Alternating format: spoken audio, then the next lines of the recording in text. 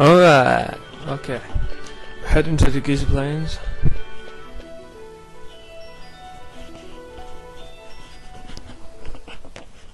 But yeah, I was like in my previous episode, I'm trying to think of some stuff to talk about.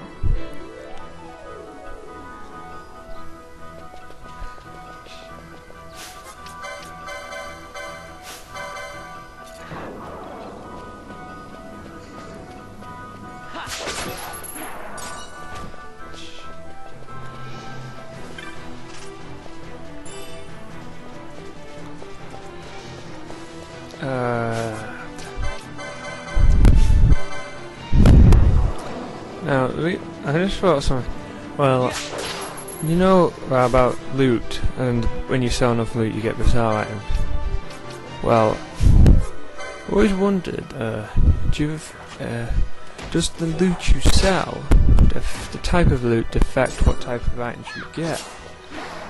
I think it probably does, because therefore, getting tons of loot from one type and then selling it in large amounts will result in getting certain types of loot.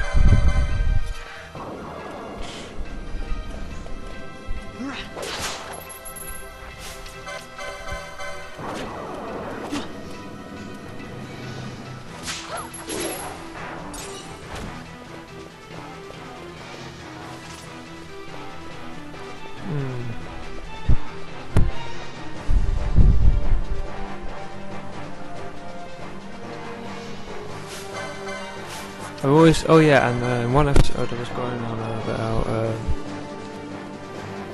treasures like this. The game randomizes it, meaning they'll never have the same thing in the same chest in the same place, if you get what I mean. Which means weapons and all sorts of other stuff, it's all totally random. Each area has like a set amount of items that will spawn in treasures in that area, and have like a set amount of gil between one amount of gil and another amount of gil. Which is like that one time I found 550 gil, and another time in the same area I found 14 gil. Totally random.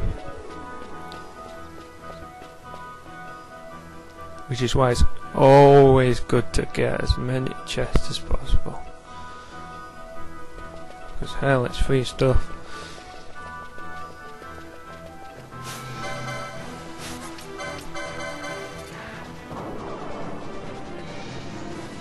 Yeah.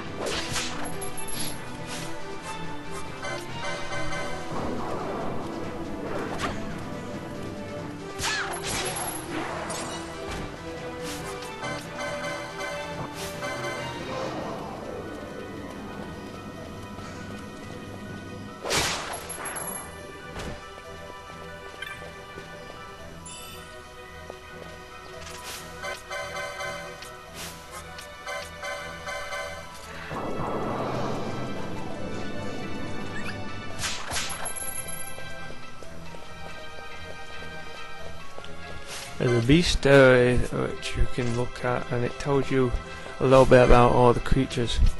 And apparently that two-legged crocodile head looking creature is supposed to be the equivalent of what, similar to something that we have like horses. It was originally made for pulling carts and whatnot, and if some got into the wild and became feral, which is why they're in the Giza Plains.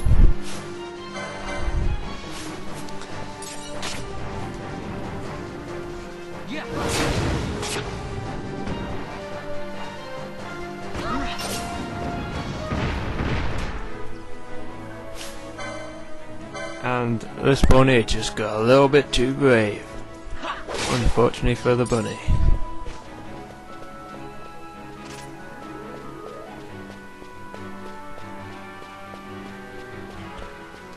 Now we're supposed to be looking for a little kid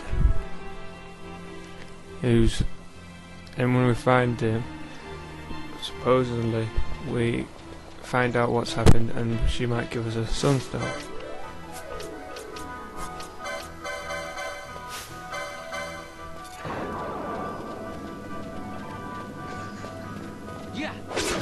Yeah. Killed it before I could steal. Damn.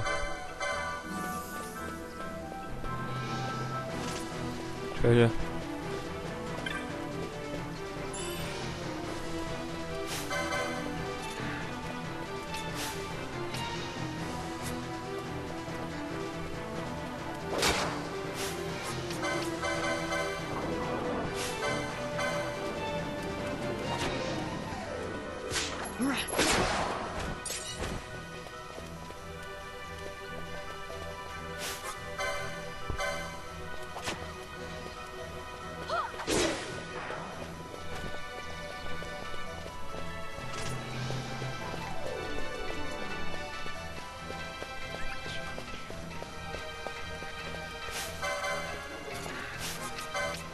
Apparently they made a sequel for this on the DS.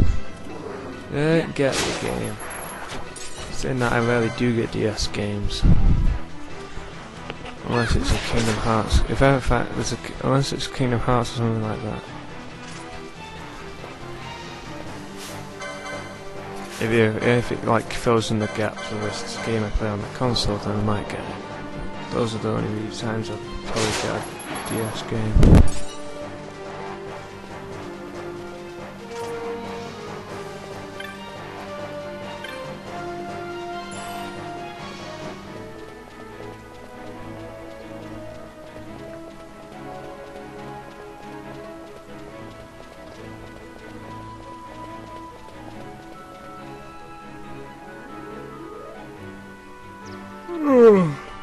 Oh god, I gotta stop doing this when I'm tired.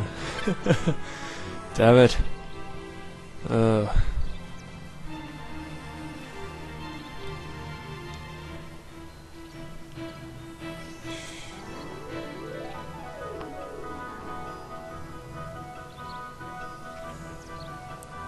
In short, sprained his ankle. Can't walk.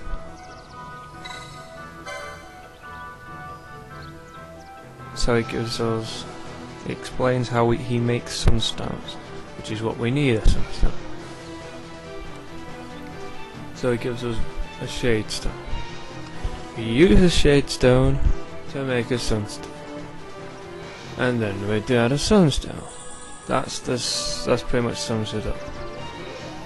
Yay, excitement, woo. And later on we can repeat this process as a mini game. Yeah, that's right. Exciting! But yeah, it's something to pass the time. When you've gotten so far into the game. Plus I think you can make money off doing it. Or guild, whichever you prefer.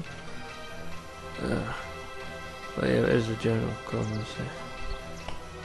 Is it actually, I think about it, is it Gil for all Final Fantasy games? I think it was Gil in Final Fantasy 7 and it was in Final Fantasy 10, but I've not played Final Fantasy 9.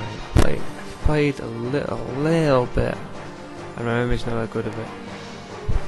Final Fantasy 8, I played quite a bit of that, but I never got that far into it until and then the disc stopped working. Yeah. Sucks when you've got a multiple disc game and the first disc just stops working, because then all the others are worthless.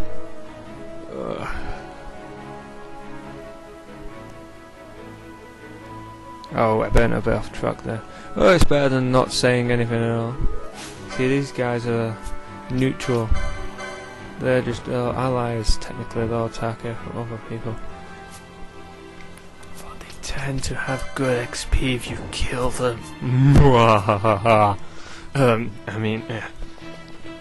Unless you're in dangerous areas, then they're good backup. But not, and some of them will actually wipe the floor if you're not careful. But every now and then I'll kill one. I is technically a hunter. I'm saying that these monsters are actually pretty decent. Fighting.